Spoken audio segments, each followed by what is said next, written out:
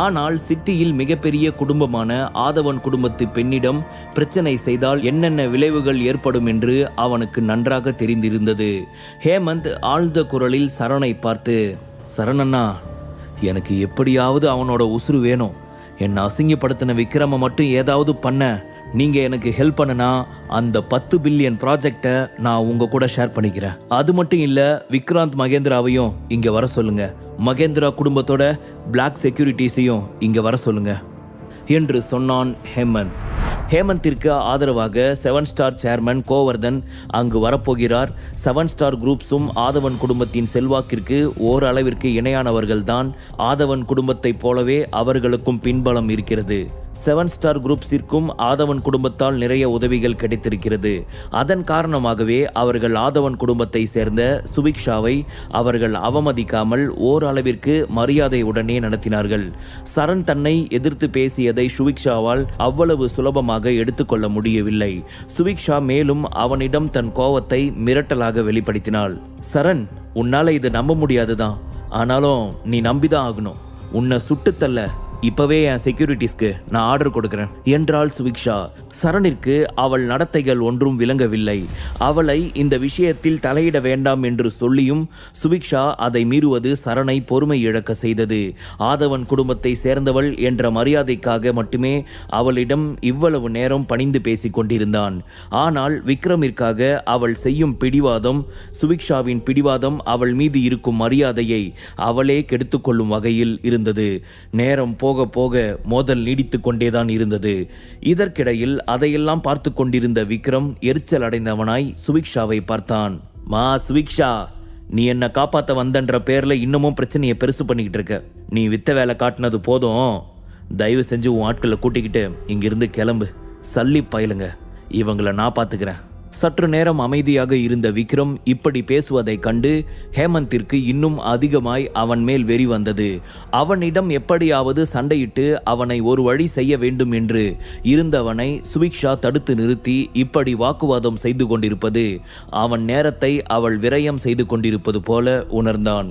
ஹேமந்த் எரிச்சலுடன், எனக்கு வெறி ஆகுது என்று சொன்னவுடன் சரண் ஹேமந்தின் மனநிலையை புரிந்து கொண்டான். உடனே சுபிக்ஷாவிடம், இங்க பாருங்க சுபிக்ஷா, உங்களுக்கும் எங்களுக்கும் பிரச்சனை இல்லை. சிவபூஜையில கரடி மாதிரி எதுக்கு நீங்க தேவையில்லாம இந்த விஷயத்துல தலையிடுறீங்க? கடைசியா ஒரு முறை உங்களுக்கு வார்னிங் தரோம். இந்த தெரு முழுக்க எங்களுக்கு ஆள்பலம் இருக்கு. நாங்க என்ன சொன்னாலும் தட்டாம அப்படியே கேட்பாங்க. அவங்கள நாங்க யூஸ் பண்ணிக்கிற மாதிரி நீங்க நடந்துக்காதீங்க. முதல்ல தேவையில்லாம குழப்பத்தை உண்டு பண்ணாம போயிடுங்க. அதுதான் உங்களுக்கும் உங்க குடும்பத்துக்கு மேல இருக்கிற மரியாதைக்கும் நல்லது என்று நிதானமான குரலில் சுபிக்ஷாவிற்கு எச்சரிக்கை விடுத்தான் சரண். சுபிக்ஷா எதுவும் பேசாமல் கண்களை மூடியபடி ஆழ்ந்த பெருமூச்சை இழுத்து விட்டாள். அவளின் மூச்சு காற்று அவளின் கோவத்தை போலவே அத்தனை சூடாக இருந்தது. தன் கணக்கிற்கு ஏதாவது பேச வேண்டும் என்பதற்காகவே மோஹித் தன் வாயை திறந்தான். சுபிக்ஷா, ப்ளீஸ், நீங்க யாருன்னு எங்களுக்கு தெரியும், ஆனா எங்க ஆளுங்களுக்கு தெரியாது. அவங்க ரொம்ப மோசமானவங்க. நாங்க சொன்னா என்ன வேணும்னாலும் செய்வாங்க. அவங்களால உங்களுக்கு நீங்களே பிரச்சனையை வர வச்சுக்காதீங்க. அப்புறம் அதுக்கு நாங்க பொறுப்பேற்றுக்க முடியாது. ஸோ ப்ளீஸ் இங்கிருந்து கிளம்புங்க என்றான் மோஹித். அவன் பேச்சு நிதானமாக தெரிந்தாலும் அவனும் ஏதோ எச்சரிக்கை விடுவதாகவே தெரிந்தது சுபிக்ஷாவிற்கு. நிலைமை மோசமாகி கொண்டே சென்றதும் சுபிக்ஷா அதற்கு மேல் அவர்களிடம் வாக்குவாதம் செய்ய கொஞ்சம் தயங்கினாள். சரண் குடும்பத்தை சேர்ந்தவர்களிடமிருந்து இந்த மரியாதை குறைவை கொஞ்சமும் அவள் எதிர்பார்த்திருக்கவில்லை. விக்ரம்காக எந்த அளவிற்கு வேண்டுமென்றாலும் போவாள் என்ற நிலையில் இருந்தவளுக்கு இந்த அவமரியாதை ஒரு ஏமாற்றத்தையே தந்தது. ஆனால் விக்ரமை இந்த நிலைமையில் விட்டு செல்ல உண்மையிலேயே அவளுக்கு மனமில்லை. அதனால்தான் விக்ரம் அவளை அத்தனை வெறுப்புடன் பேசியும் அவள் அந்த இடத்தை விட்டு நகராமல் அவனுக்காக போராடி கொண்டு இருந்தாள். அவனை எப்படியாவது காப்பாற்றியாக வேண்டும் என்ற எண்ணத்துடன் தான் 6-7 பாடிகார்ட்ஸை அழைத்து கொண்டு அங்கு வந்திருந்தாள். ஆரம்பத்தில் சரண் குடும்பத்தினர் அவர்களை பார்த்து பயந்தார்கள். ஆனால் இப்போது அவர்கள் அவளுக்கு அசரவில்லை. நிலைமை மோசமானதால் அந்த சூழலை சமாளிப்பது கொஞ்சம் சிரமம்தான். அது எப்படியாக இருந்தாலும் அவள் விக்ரமை அப்படியே விட்டுவிட்டு செல்வதாக இல்லை. அவள் தயக்கம் பலமாய் மாறியது. சரண், என்னானாலும் பரவாயில்ல, இந்த விஷயத்துல இருந்து என்னால விலக முடியாது. என்னை மீறி விக்ரம் மேல யாராவது கை வச்சிங்க, அப்புறம் விபரீதம் வேற மாதிரி இருக்கும் என்று சொல்லிவிட்டு உடனே அவளுடைய போனை எடுத்து அவள் அப்பாவிற்கு கால் செய்தாள். ஹலோ, ஹலோ அப்பா, சீக்கிரமா நம்ம செக்யூரிட்டி கார்ட்ஸை சிலர் அனுப்புங்க. ஆமா ஆமா, நான் இங்க கசாலி பில்டிங்ல தான் இருக்கேன். இங்க நடக்கிறது எதுவுமே சரியில்லைப்பா என்று சொல்லி போனை வைத்தாள். அவள் நடவடிக்கை அத்துமீறி போய்க் கொண்டிருப்பதாக உணர்ந்த அவர்கள் நடக்க போகும் தீவிரத்தை நினைத்து கொண்டிருந்தார்கள். அந்த இடமே சட்டென பரபரப்பாக மாறியது போல் உணர்ந்தார்கள். அதே சமயம் விக்ரமிற்காக சுபிக்ஷா ஏன் இந்த அளவிற்கு தீவிரத்தை ஏற்றுக்கொள்கிறாள் என்பது புரியாமல் முழித்து கொண்டிருந்தனர். ஆதவன் குடும்பத்தை சேர்ந்த சுபிக்ஷா அவள் அப்பாவிற்கு கால் செய்து ஆட்களை அனுப்ப சொல்லி விக்ரமை காப்பாற்றும் அளவிற்கு விக்ரமிற்கு இருக்கும் பவர் என்ன என்பது தெரியாதது போல் குழப்பமடைந்தனர். மோஹித் மற்றும் சரண் இருவரும் இங்கு என்னதான் நடக்குது என்பதை போல் ஒருவரை ஒருவர் கண்களை சுருக்கியபடி பார்த்து கொண்டனர். சுபிக்ஷா செல்வாக்கை வெளிப்படுத்தும் விதமாக பேசிக் கொண்டிருந்தாள். நீங்க என்ன நினைச்சிட்டு இருக்கீங்க? நீங்க எல்லாம் ரொம்ப கிரேட்னு நினைக்கிறீங்களா? இல்ல நீங்க ஹெல்ப் பண்ணணும்னு நினைக்கிற இவர் தான் பெரிய ஆளுன்னு நினைக்கிறீங்களா? இதோ இன்னும் கொஞ்ச நேரத்துல ஆதவன் குடும்பத்தை சேர்ந்த ஒரு படையே இங்க வருது. அப்போ தெரியும் யாரு பெரியவங்க அப்படின்னு என்றாள் சுபிக்ஷா.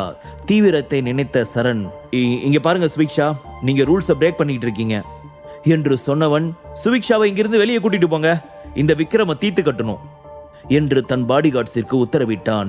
சுபிக்ஷா இன்னும் கொஞ்ச நேரம் அங்கு இருந்தாலும் அவனால் நிலைமை கட்டுப்படுத்த முடியாது. முதலில் அவளை அங்கிருந்து அனுப்பிவிட்டால் பிறகு விக்ரமை சுலபமாய் தாக்க முடியும் என்று நினைத்தான். ஆனால் இதற்கிடையில் சுபிக்ஷா தலையிட்டு அவளுக்கு ஏதாவது நடந்துவிட்டால் ஆதவன் குடும்பத்திற்கு தான் பதில் சொல்லியாகி வேண்டும் என்று திணறிக் கொண்டிருந்தான். அந்த நேரத்தில் சுமார் 30 பாடிகார்ட்ஸ் தங்களின் துப்பாக்கிகளை விக்ரமை நோக்கி குறிவைத்தனர். இன்னும் 20 அடியாட்கள் அவனை தாக்க தயாராக இருந்த நிலையில் அங்கிருந்த அனைவரும் அதிரும் அளவிற்கு பில்டிங்கிற்கு வெளியே பயங்கரமான புல்லட் சத்தம் கேட்டது. அந்த சத்தத்தை கேட்டதும் ஒரு மூலையில் ஒதுங்கி இருந்த சுரபிக்கு தூக்கி வாரி போட்டது. சட்டென சுரபியின் பக்கம் பார்வையை திருப்பிய அவன், பயப்படாத என்பது போல் தலையை அசைத்தான். அந்த நேரத்தில் அவன் பார்வையின் அரவணைப்பு அவளுக்கு ஆறுதல் அளித்தது.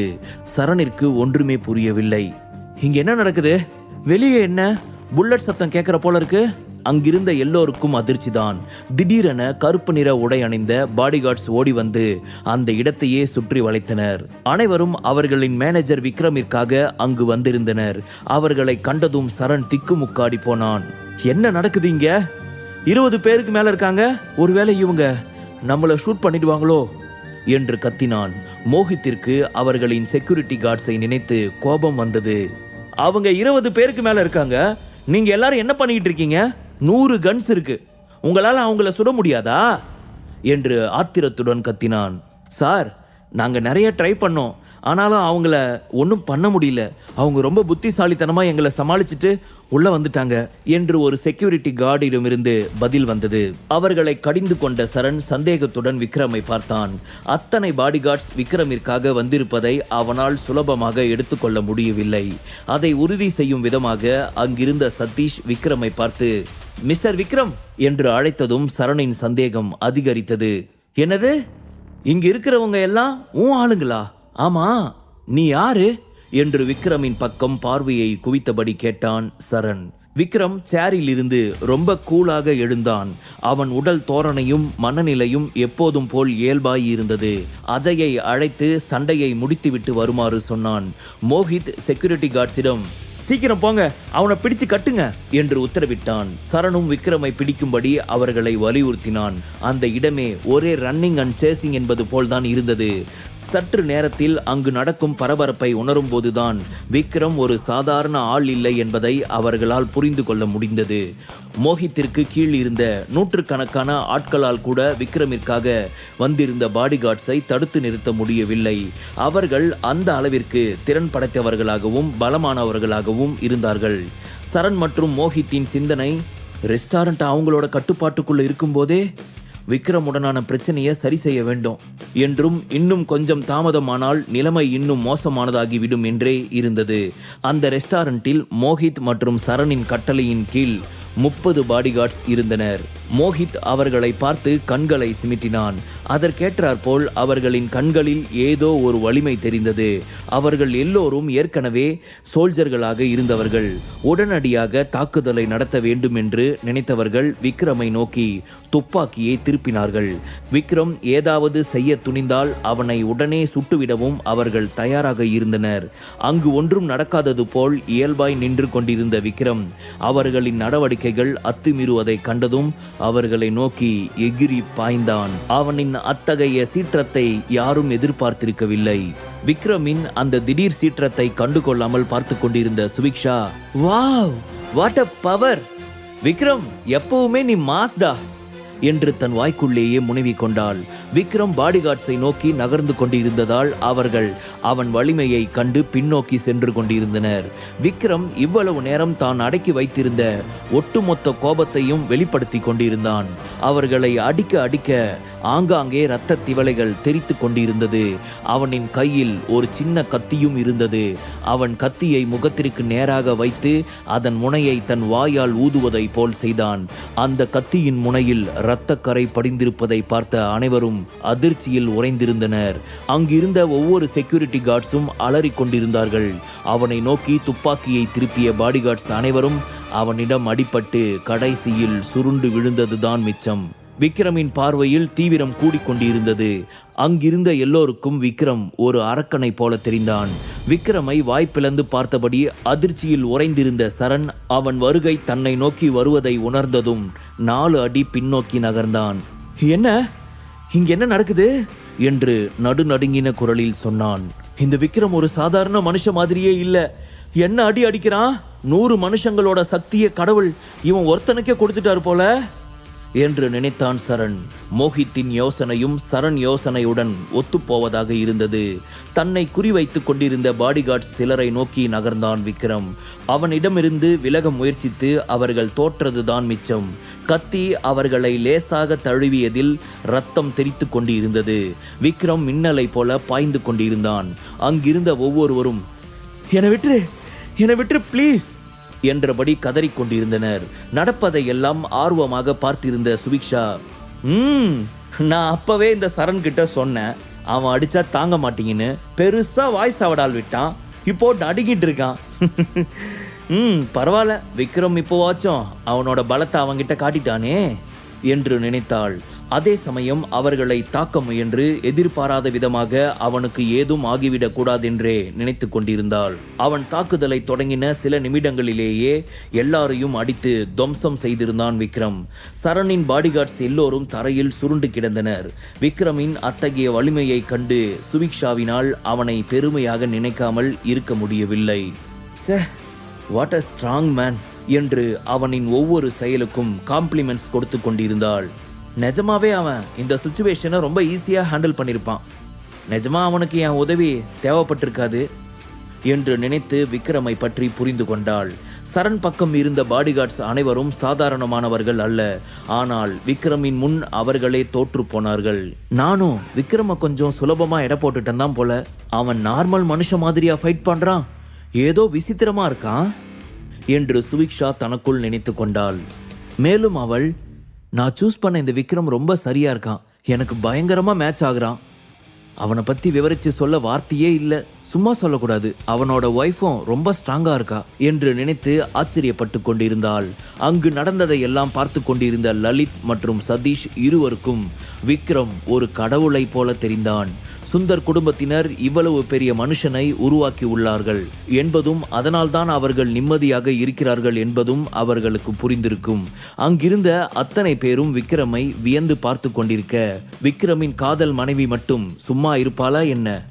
சுரபி விக்ரமின் வீரத்தை கண்டு மனம் நெகிழ்ந்து கொண்டிருந்தாள். விக்ரம் இருக்கும் வரை சுரபிக்கு எந்த அசம்பாவிதமும் நடக்க விட மாட்டான். அவள் அருகில் இருந்தாலே போதும், அவள் எதை பற்றியும் கவலைப்பட தேவையில்லை. சுரபியின் உலகமே அவன்தான். விக்ரமின் கேரக்டர் தான் சுரபிக்கு பிடித்து போன ஒன்று.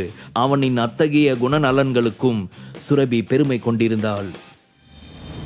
முழு கதையையும் கேட்டு மகிழ பாக்கெட் FM ஆப்பை டவுன்லோட் செய்யுங்கள். லிங்க் டிஸ்கிரிப்ஷனில் கொடுக்கப்பட்டுள்ளது.